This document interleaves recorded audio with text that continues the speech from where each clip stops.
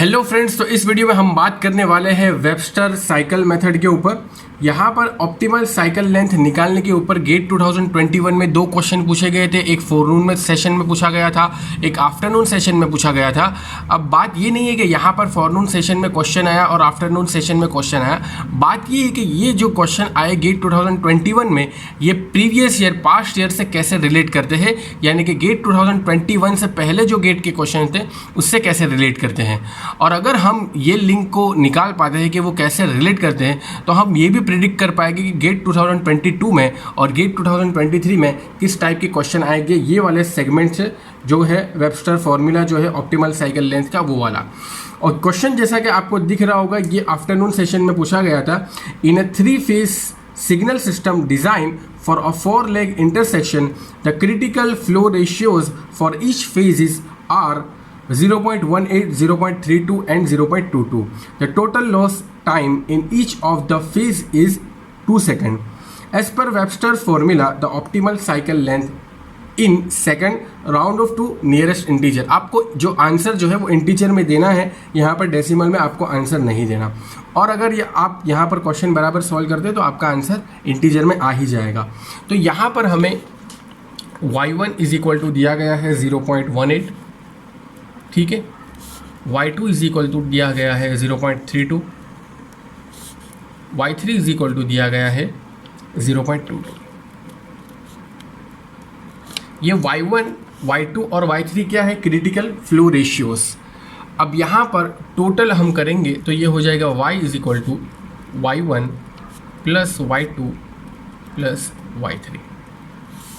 So it will be around 0.18 plus 0.32 plus 0.22, total summation will be 0.72।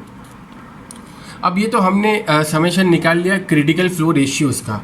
अब यहाँ पर एक और इम्पॉर्टेंट टर्म है total loss time in each phase of the. यहाँ पर जो है टोटल लॉस टाइम जो है हर एक फेज का दिया गया है।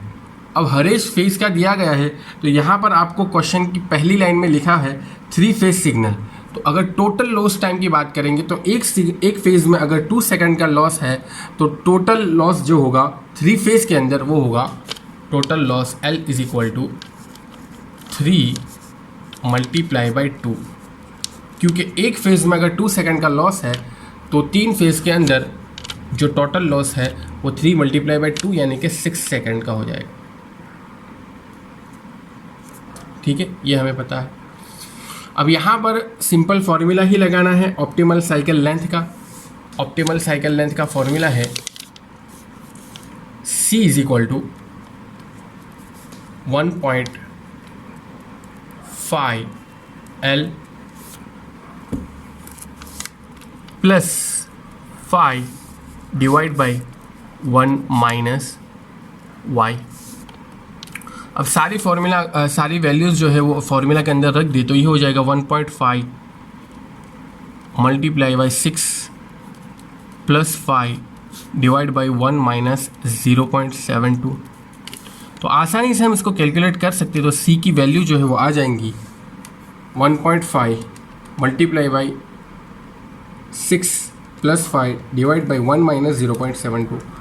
सो it will be around 50 second. It will be around 50 second. जैसा कि हमें क्वेश्चन के अंदर ही कहा गया था कि इंटीजर में आंसर देना है, और अगर हमने क्वेश्चन बराबर सॉल्व किया तो 50 सेकेंड आंसर आ गया।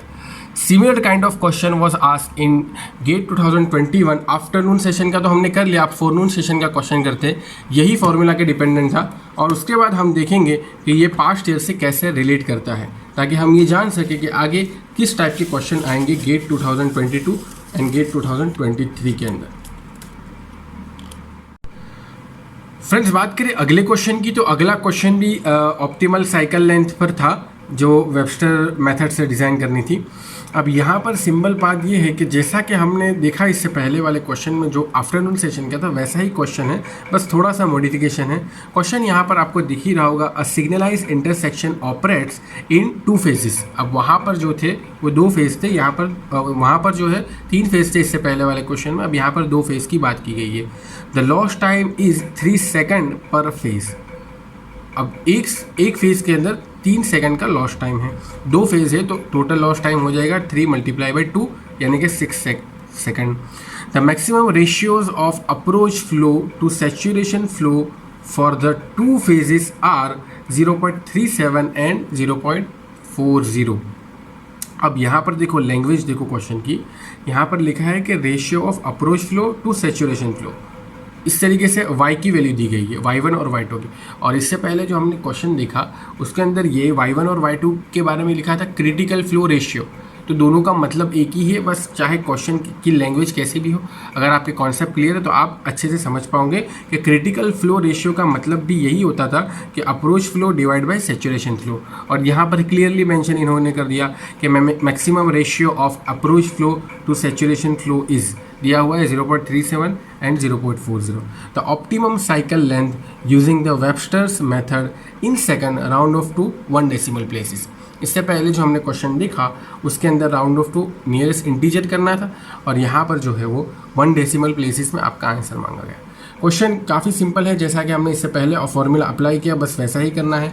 यहाँ पर जो है 2 फेज है यानी कि y1 की वैल्यू है 0.37, y2 की वैल्यू है 0.40। ठीक है, 2 फेज है तो y1 और y2 ही आएगा। y1 की जो वैल्यू है वो 0.37 है, y2 की वैल्यू है 0.40। अब यहाँ पर आगे बढ़े तो टोटल y जो है वो हो जाएगा y1 प्लस y2, 0.37 प्लस 0.40। तो ये हो जाएगा आपका 0.37 प्लस 0.40 0.77।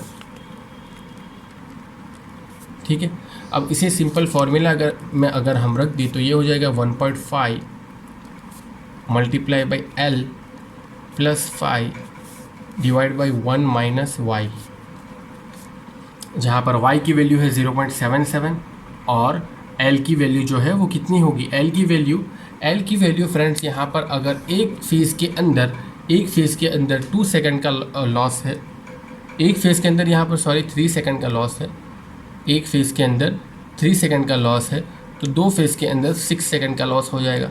ठीक है, 3 + 3 6 सेकंड, या तो 3 × 2 से भी कर सकते हो। क्यों 2 फेज़ है, क्योंकि यहाँ पर क्वेश्चन के अंदर ही लिखा हुआ था अ सिग्नलाइज इंटरसेक्शन ऑपरेट्स इन 2 phases, तो इस वजह से यहाँ पर 2 फेज़ है तो 2 फेज़ के लिए टोटल लॉस टाइम हो जाएगा 6 second.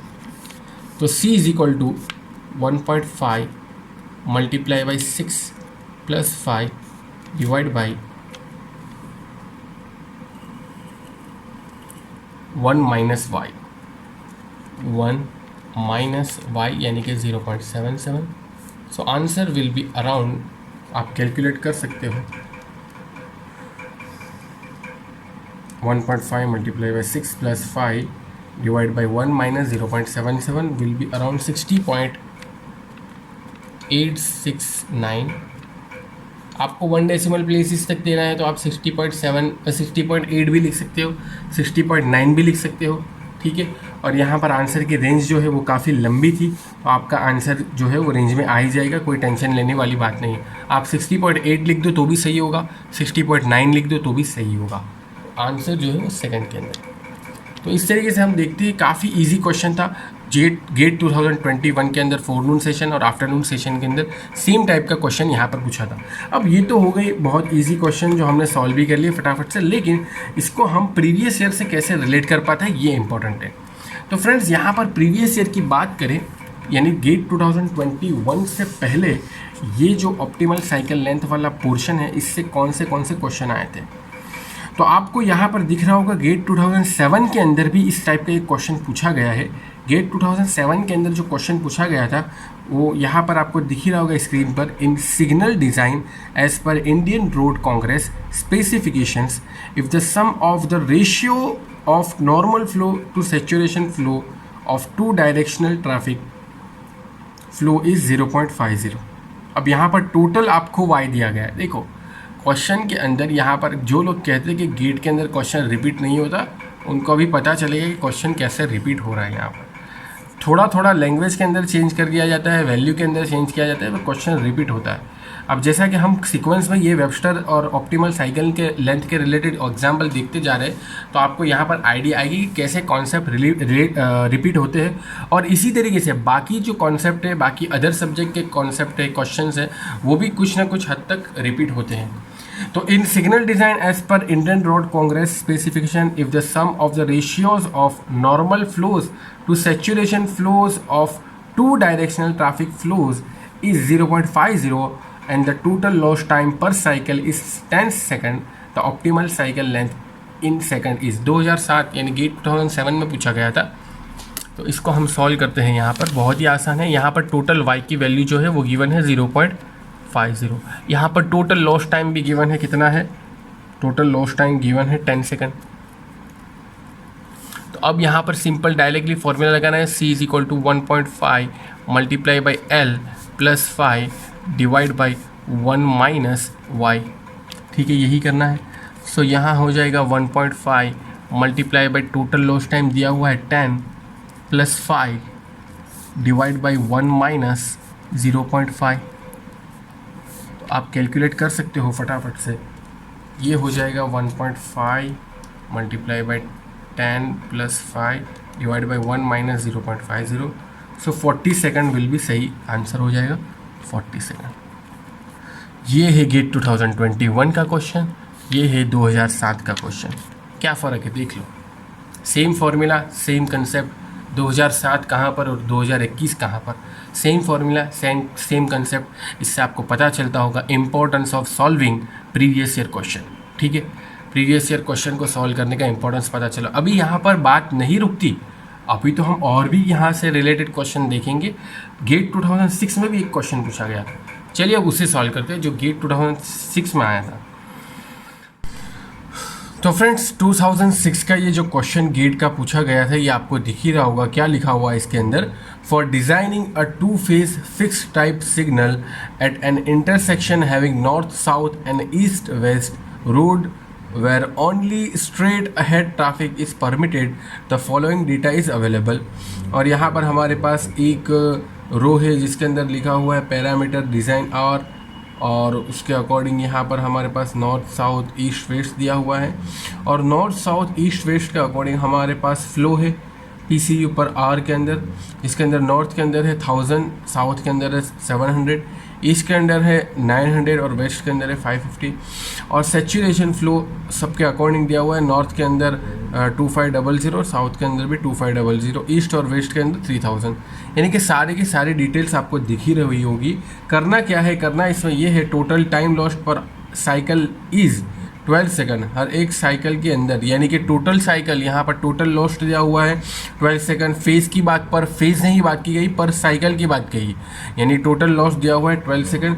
The cycle length as per Webster's approach is, फटाफट से आप कैलकुलेट कर सकते हो। अब तो आप मास्टर हो गए होंगे क्योंकि हमने यहाँ पर 3 सेम काइंड ऑफ एग्जाम्पल कर लिए। लेकिन यहाँ पर एक छोटा सा ट्विस्ट है। वो छोटा सा ट्विस्ट ये है कि हम यहाँ पर y की वैल्यू क्या लेंगे। तो अगर आप सोच रहे हो कि y की वैल्यू ले लेंगे 1000 divide by 2500 plus 700 divide by 2500 plus 900 divide by 3000 plus 550 divide by 3000, अगर आप ऐसा सोच रहे हो तो आप गलत सोच रहे हो, क्योंकि आपको नॉर्थ और साउथ के अंदर से मैक्सिमम लेना होता है। क्योंकि नॉर्थ और साउथ एक ही लाइन में आते हैं, तो नॉर्थ और साउथ के अंदर से मैक्सिमम जो y होगा उसे हम y1 कंसिडर करेंगे। ईस्ट और वेस्ट के अंदर से मैक्सिमम जो y होगा उसे हम y2 कंसिडर करेंगे। ठीक है, तो अब यहाँ पर y1 की वैल्यू जो होगी, y1 की वैल्यू यहाँ पर नॉर्थ और साउथ में क्या मैक्सिमम होगा, 1000 डिवाइड बाई 2500 ये मैक्सिमम होगा, या 700 डिवाइड बाई 2500। तो ऑब्वियस बात है कि y1 की जो वैल्यू है वो मैक्सिमम की अगर बात करें तो ये हो जाएगा 1000 divide by 2500। So friends 1000 divide by 2500 ये कितना हो जाएगा, आप कैलकुलेट कर सकते हैं कैलकुलेटर से। ये हो जाएगा 0.4।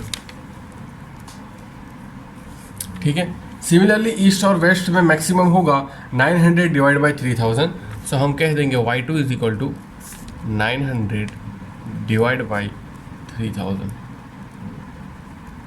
सो 900 डिवाइड बाई 3000 आपका हो जाएगा 0.3.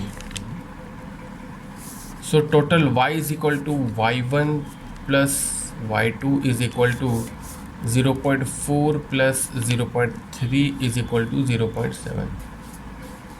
ठीक है, अब सिंपल साइकिल लेंथ ही निकालनी है. So c is equal to 1.5 multiply by l plus 5 divide by 1 minus y. तो ये हो जाएगा 1.5. टोटल लॉस टाइम आपको गिवन है क्वेश्चन के अंदर ही 12 सेकेंड, तो ये हो जाएगा 12 plus 5 divide by 1 minus 0.7. So c की जो वैल्यू है, c की वैल्यू है यानी साइकिल लेंथ की वैल्यू आपकी आ जाएगी 1.5 multiply by 12 plus 5 divide by 1 minus 0.7 यानी कि 0.3. तो ये हो जाएगा 76.67 सेकेंड, यानी कि अगर राउंड ऑफ करें तो 77 सेकेंड. ऑप्शन के अंदर गिवन ही था, ऑप्शन बी के अंदर 77 गिवन है, तो यहाँ पर आपका 77 आंसर आ जाएगा, 77 सेकेंड. ठीक है, तो ये जो क्वेश्चन हमने अभी सॉल्व किया काफ़ी आसान क्वेश्चन था, 2 मार्क्स में पूछा गया था गेट 2006 के अंदर. अब हमने ऑलरेडी देख लिया GATE 2021, GATE 2021 forenoon session, GATE 2021 afternoon session, GATE 2007 की हमने बात कर ली, गेट 2006 की बात कर ली. अब हम बात करेंगे सबसे बेस्ट क्वेश्चन जो पूछा गया था ये वाले टॉपिक से, यानी कि वेबस्टर साइकिल डिज़ाइन मेथड से. जो बेस्ट क्वेश्चन पूछा गया था वो था गेट 2014 के अंदर. गेट 2014 के अंदर जो क्वेश्चन पूछा गया था वो बेस्ट था मेरे हिसाब से. तो क्वेश्चन जैसा कि आपको यहाँ पर विजिबल ही होगा, लिखा हुआ है अ pre time 4 phase signal has critical lane flow rate for the first 3 phases as 200, 187 and 210 vehicle per hour with saturation flow rate of 1800 vehicle per hour per lane for all phases. The loss time is given as 4 seconds for each phase. If the cycle length is 60 seconds, the effective green time in second of the fourth phase is. बहुत ही अच्छा question था, बहुत ही बढ़िया question था. यहाँ पर cycle length आपको given है, आपको यहाँ पर इफेक्टिव ग्रीन टाइम निकालना है फोर्थ फेज के लिए, यानी कि आपको G4 निकालना है. अब G4 कैसे निकालेंगे वो देखिए. इस वजह से यहाँ पर ये क्वेश्चन बहुत अच्छा था, बहुत मतलब कहने का मतलब है कि यहाँ पर थोड़ा यूनिक अप्रोच हमें निकालना है. अभी तक हमने जितने भी क्वेश्चन देखे उसके अंदर हमें साइकिल लेंथ ही निकालनी थी और यहाँ पर y के साथ कुछ ना कुछ मॉडिफिकेशन था, l के साथ कुछ ना कुछ मॉडिफिकेशन था. लेकिन अब जो क्वेश्चन पूछा गया इसके अंदर हमें साइकिल लेंथ गिवन है और हमें इफेक्टिव ग्रीन टाइम निकालना है. अब देखिए, सबसे पहले तो हम साइकिल लेंथ का ही फॉर्मूला लगाते हैं इस पर्टिकुलर क्वेश्चन के लिए. तो cycle length c is equal to 1.5 multiply by l plus 5 divide by 1 minus y. ठीक है, साइकिल लेंथ गिवन है. टोटल लॉस टाइम हम निकाल सकते हैं क्योंकि एक फेज़ के लिए हमें कितना दिया गया है 4 सेकंड. तो टोटल यहाँ पर देखो क्वेश्चन की पहली लाइन के अंदर लिखा है 4 फेज सिग्नल. 4 फेज सिग्नल है तो l is equal to total loss time हो जाएगा 4 फेज मल्टीप्लाई बाय हर एक फेज़ के अंदर 4 सेकंड का लॉस है, हर एक फेज़ के अंदर 4 सेकंड का लॉस है, तो टोटल लॉस हो जाएगा 16 सेकंड. जब टोटल लॉस हो जाएगा 16 सेकंड तो हम L की वैल्यू यहाँ पर 16 ले सकते हैं. सो कहने का मतलब ये कि यहाँ पर साइकिल लेंथ गिवन है 60 is equal to 1.5 multiply by 16 plus 5 divide by 1 minus y. So यहाँ से y की वैल्यू निकल कर आ जाएगी. कितनी आएगी आप भी फटाफट कैलकुलेट कर सकते हैं. 1.5 multiply by 16 plus 5 divide by 60 और 1 माइनस y करना है, तो y की वैल्यू निकल कर आ जाएगी 0.516. ठीक है, ये हो जाएगी y की वैल्यू. अब फ्रेंड्स यहाँ पर हमें y की वैल्यू नहीं निकालनी, हमें तो निकालना है effective green time for phase 4. चौथे फेज़ के लिए हमें इफ़ेक्टिव ग्रीन टाइम निकालना है. अब एक बात नोटिस करो कि हमें पता है कि y क्या होता है. y is equal to y1 plus y2 plus y3 plus y4. ठीक है, अब यहाँ पर y1 plus y2 plus y3 हम निकाल सकते हैं क्योंकि उनके अकॉर्डिंग हमें क्रिटिकल लेन फ्लो दिया हुआ है और सेचुरेशन फ्लो दिया हुआ है. तो हम आसानी से y1, y2 और y3 की वैल्यू निकाल सकते हैं और y4 को सब्जेक्ट बनाकर y4 भी हम फाइंड आउट कर सकते हैं. तो हम कर सकते हैं 0.5166 is equal to critical lane flow rate for the first 3 phases as 200। तो 200 ये तो हो गया क्रिटिकल लेन फ्लो रेट, और डिवाइड बाय सेचुरेशन फ्लो करना होता है तो 200 डिवाइड बाय 1800 प्लस यहाँ पर हम करेंगे 187 divide by 1800 plus 210 divide by 1800 plus y4। सो यहाँ से y4 को सब्जेक्ट करेंगे तो y4 हो जाएगा हमारा 200 प्लस डिवाइड बाई 1800, और उसके बाद similarly 187 divide by 1800, 210 divide by 1800, और इसको माइनस में हम करेंगे 200 divide by 1800 plus 187 divide by 1800 plus 210 divide by 1800। तो ये हो जाता है 0.33166, और अगर इसको माइनस करें तो ये हो जाएगा 0.5166 में से माइनस, तो ये हो जाता है 0.1849, यानी कि y4 हो जाता है 0.1849। ठीक है, सारी वैल्यू हमने सही ली है। अच्छा, अभी तक तो सारी वैल्यू सही ली है। अब हमें G4 फाइंड आउट करना है। तो G4 का आसान सा फॉर्मूला आपको पता ही होगा अगर आपने थ्योरी पढ़ी है।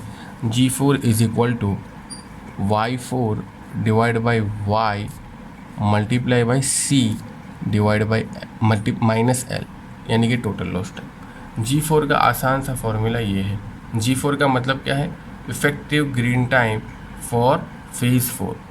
तो यहाँ से हो जाएगा value 0.1849 divide by 0.5166 multiply by कितना है यहाँ पर हमारे पास? यहाँ पर अगर हमें साइकिल लेंथ -16 करना है तो यहाँ पर मैं कर लेता हूँ C minus L is equal to 60 minus 16। 60 minus 16 कितना होता है?